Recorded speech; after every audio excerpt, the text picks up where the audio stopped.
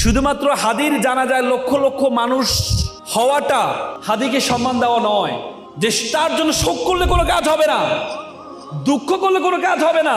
তার শোককে শক্তিতে পরিণত করে আধিপত্যবাদ বিরোধী আন্দোলন আমাদেরকে এগিয়ে নিতে হবে।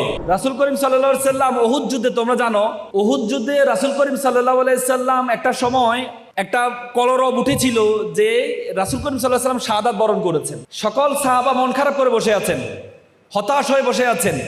রাসূল শাহাদাত বরণ করেছে।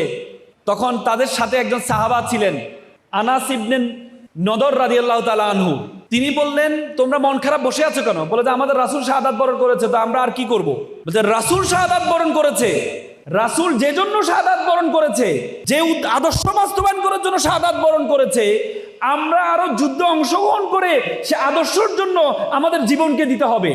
সে আনাস ইবনে নদর রাদিয়াল্লাহু তাআলা আনহু একবারে